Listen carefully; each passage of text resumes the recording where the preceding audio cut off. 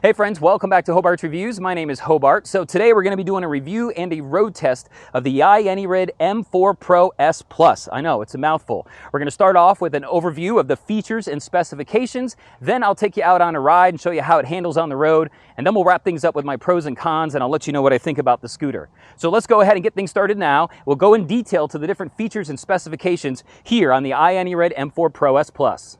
All right, let's take a look at the cockpit here real quick. We'll start on the left. You've got these grips. It's really hot out here today. My hands are sweaty and I'm getting kind of okay grip. They could be a little grippier, they could be a little softer, but they're grips. You got your on and off switch here for your headlight and tail light, keeping in mind that you also will be turning on those underneath deck lights, those multicolored deck lights. So you cannot control those independently at this time, so just keep that in mind. You got left blinker, you got right blinker. In the center, they're both off. You got your horn button here. Over in the center, these two things right here actually allow you to unscrew and then fold up your handlebars to make them even smaller so you can fit them into tight spaces. Over here, you've got your old school trigger throttle assembly, your power button, your menu button. You've also got your LCD screen, which is going to show you what gear you're in. It shows you what speed you're at, your trip or your odometer, and your battery level. And below it, you've got your key. They gave you two of them here just in case you lose one, but you got to have that powered on in order to turn on the scooter. So that's a look at the cockpit. Let's go ahead down to the front of the scooter and see what we have going on there. We've got a 10 by 3 inch pneumatic off-road hybrid tire, which means you can ride it on sidewalks, you can ride it on the road, you can also ride it off the road on those dirt trails and those paths or going trail riding, which is really nice, and you'll still have grip. You've got your disc brakes here, which I've already said are really nice. They're really quiet. They needed no adjusting out of the box, so I'm super happy with those. You got your dual spring suspension up front here, which we'll talk about later. You got a front fender so that you don't get any mud or any water on your feet while you're riding. And of course, you've got your headlight, which has 4 LEDs in it and is actually quite bright for a stock scooter light. Inside here is, of course, a 48-volt, 16-amp-hour battery that takes about 6 to 8 hours to charge. You've got your folding mechanism right here. You pop your safety pin out, you hit this latch, and the scooter will actually fold in half. Over on this side, you've got your base post for your seat. Same thing, you can undo this latch and actually fold this down, and then you can put it inside a small storage closet or inside your trunk to take it somewhere, like to the beach. Now on the side, you've got your charging port right here, and then you've got your blinker right here. Of course, you got one of these on each side. Blinkers look pretty cool, but that's a look at the deck. All right, taking a look at your rear wheel here. Of course, it's powered by that 800-watt motor.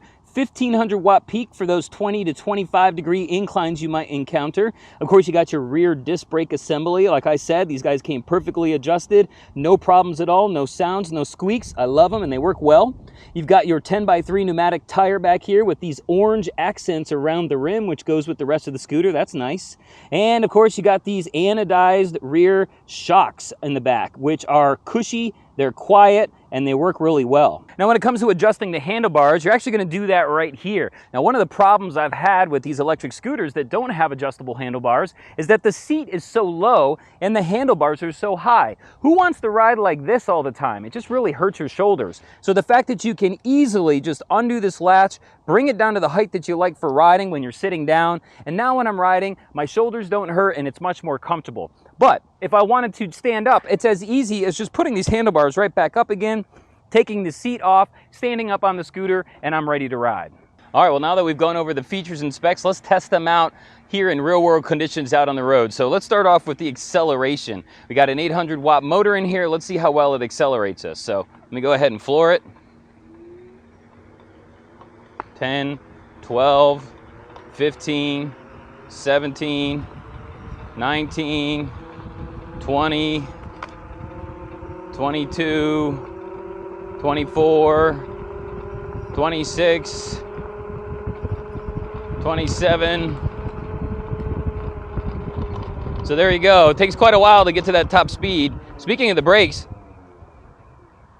look how quiet those brakes are. So as you can see, the acceleration is, not the best. For an 800-watt motor, it's not bad, but it does take you a while to get to that top speed. And I've only gotten it to 27 so far, but that just could be because of my weight, or I don't know. All right, let's have a listen to the suspension here. You hear that clickety-clank every time I hit some kind of a bump? Definitely not a fan of this spring suspension. It also feels kind of It doesn't feel speed wobbly, but it just kind of feels like it wants to fall over. It's really easy to get it to lean and fall, so you might want to be careful on any sharp turns.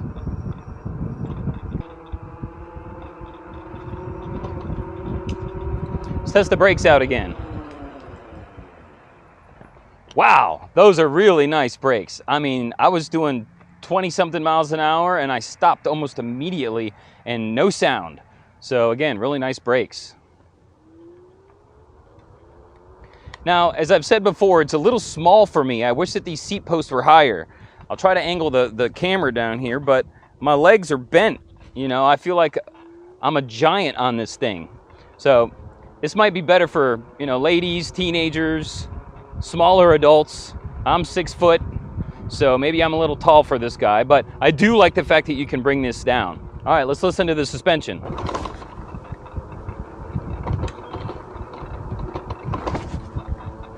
It's just a little clankety. The rear suspension's fine. I don't hear anything out of the rear suspension. It's just the front. Horn's pretty loud. Really nice, actually. That'll scare the crap out of somebody. So I'd be careful with that horn.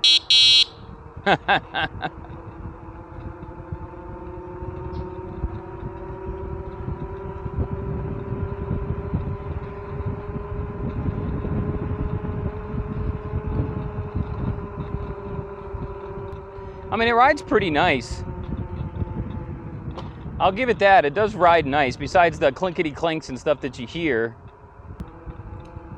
I just wish it had a little bit more get up and go, you know?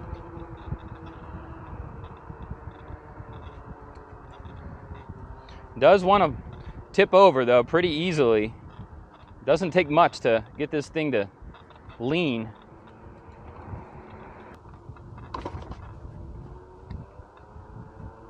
And the acceleration.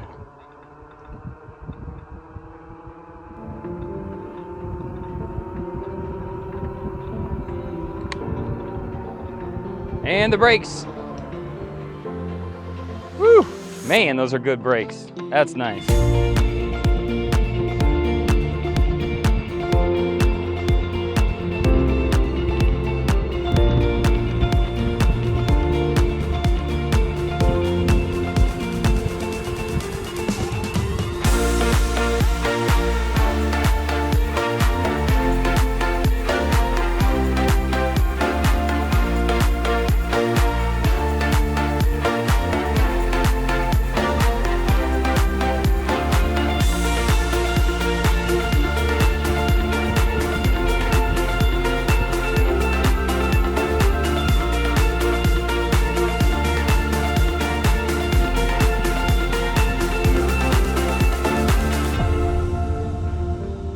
Go, baby, go. Go, baby, go. 20, 21, 22. 26. All right, let's take a look at the pros and the cons. We'll start off with the pros, the good.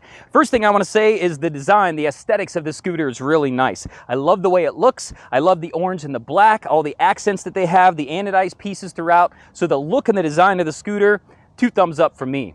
Also, the top speed is pretty respectable for a scooter of this price and this caliber, 28 miles an hour. Now, I was able to get it up to 27 myself, but who cares, right? 28 miles an hour, definitely a respectable speed for the iEnyrid M4 Pro S Plus. The range is also respectable, 30 miles on a single charge. Now, you're probably not going to get that in the real world unless you weigh absolutely nothing and you're riding around in speed mode 1. But me being 6 foot, 200 pounds, riding in speed mode 3 pretty hard, I'll probably get 20, maybe 25 miles out of the range, which is still plenty for a commuter scooter to take to and from work and to take out on riding around town in urban areas or maybe to the park to ride around on some trails. You got plenty of range without having to worry about charging. The next plus is going to be the brakes. Now, we all know when you get a new scooter, there's always something you got to do to adjust the brakes. The calipers are too tight on the rotor, or the handle grips need to be adjusted, or maybe you just got plain squeaky brake pads. Well, that's not the case on the M4 Pro S Plus. I haven't heard a peep out of the brakes. They were perfectly adjusted, no rubbing, and they work really well. So the brakes are definitely a pro. I also like the adjustable handlebars. As I said, this is too short. I wish they'd make it taller, but the fact that we can bring our handlebars down to our level, that makes it really, really nice. So my shoulders aren't hurting anymore when I want to sit down and ride, but just as easily I can put my handlebars back up with this adjustment right here. So the adjustable handlebars, definitely a pro. And the last thing I wanted to point out here is the horn. Now, a lot of times when you get these scooters, the horn's that really high-pitched, like meep, meep, and I was really surprised to hear like a low buzz sound coming from this one. So you got to be careful because you might actually scare people when you're on the walkway, but that's got a pretty good sound. It kind of sounds like a cop, actually, when they, honk that horn. So it's got a really nice horn, and that's definitely a pro here on the M4 Pro S Plus. All right, let's go ahead and take a look at some cons. There's not all good news with this scooter here. The first thing that I want to point out is that the front shocks are absolutely crap. Those spring suspensions are extremely loud. Yeah, they do soften some bumps, but when you go over those bumps, you hear it. It's that clinkety-clink metal sound, so I really don't like that. Also, the seat height, as I said previously, is way too low. Now, I do like the fact that we have the adjustable handlebars, so it's not so uncomfortable and we can lower those handlebars down, but the seat is still too low. My knees and my legs hurt because they're, scrunched up under me when I'm riding on the scooter while I'm sitting down, so I'm not a big fan of that. The trigger throttle, the old school trigger throttle that we have on here, not my favorite either. I like the new thumb throttles that are out now, but they do have this old school trigger throttle on here, so that's going to be a con. And the deck size is a little bit too small for me. I'm 6 foot, 200 pounds. When I'm standing on it, I feel like my feet are a little crowded. Also, the handlebar angle, I'm not sure if that's a little bit steeper than normal, because when I'm on it, I feel like that I have my handlebars right up here close to my stomach, and I know I'm a little big, but I like to have a little bit more room on this deck here. So the deck size is a little bit too small for me. Also, the acceleration. I get that it's got a single motor, it's 800 watts, but the acceleration has a bit to be desired because it does take you quite a bit to get to 28 miles an hour when you're trying to get there. So I wish we had a little bit more acceleration off the start. Also, I had a little bit of an assembly issue in the beginning. When I first got the scooter, the steering was loose. Now, I have tightened everything on here, and I couldn't figure it out. Well, come to find out, there's actually a bolt way down here in the stem that needs to be tightened, and I had no way to tighten it. So I actually had to build a tool, a really long T-tool with a 8mm hex at the end of it, remove all of this hardware and go down in the stem and tighten that bolt up, or that nut, in order to be able to have the steering tighten up. So it was kind of a pain in the butt in the beginning, and I didn't really expect to have to do that on a new scooter, but everything has been fine since then. So that's definitely a con. If you have that same issue, that's your problem. There's a bolt down there. You can comment, and I'll try to help you the best I can with the dimensions of the tool that I had to make. Now, other than that, I think that the scooter is pretty good. There's a lot of great features on here. For the price point, it's a really nice scooter. Yeah, there's a couple things that could be fixed, but for the most part, it's a nice commuting scooter. It's a nice one to go out and ride on the sidewalk and around town, and it's also great to take to the parks and the trails and things like that with those hybrid tires. So overall, I think it's a really nice choice. Now, if you do want to go ahead and purchase one of these, I'll leave a link in the description for you. It is an affiliate link, and it does help out my channel, but it does not cost you anymore. So go ahead and use that link if you want to purchase one. They are on sale sometimes as well, so you might be able to get a great deal. If I earned it today, go ahead and hit that like and subscribe button, and don't forget to hit the bell so anytime I put out a video, you will be notified. If you have any questions or comments, leave them down below as well, and I'll be happy to answer them. And until next time, my friends, thanks so much for joining me. My name is Hobart for Hobart's Reviews. Happy riding, safe riding, and have yourself a good day. Bye.